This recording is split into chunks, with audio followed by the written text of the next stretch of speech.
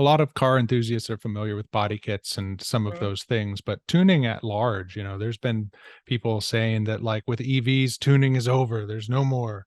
But I kind of think that it's just changing. From your kind of seat at the front or the leading edge of this, what do you see happening in the concept of tuning within car culture? It's not an ICE vehicle, right? So you're not changing out valves, there are no turbos, no engine tuning or anything like that. It's battery and software. Just because it's a battery and software and you're not changing out those parts, it is customizing that vehicle. You are modifying that vehicle in some capacity. Hmm. Some are doing it just for aesthetics with the really awesome wraps or the really awesome wheels.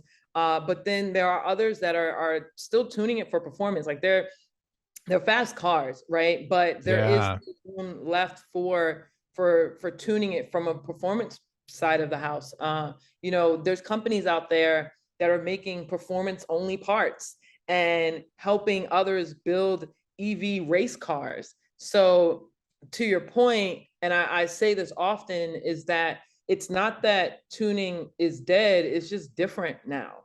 I think back years ago when we used to build gaming rigs, Hmm. and you would assemble all of this part. You choose your motherboard and your processor and your RAM, and then you have it, and that's good. But then you get into the software and you could start overclocking it, and like, Right. oh, now it's getting hot, so you got to add some cooling to it. Yep. I Yep. mean, that was during a time where I was also monkeying around with that turbo eclipse, and it's like, wait a minute, I turn up the horsepower and it gets hot too, so I need to deal with the cooling. These are very similar things. It's just different types of hardware.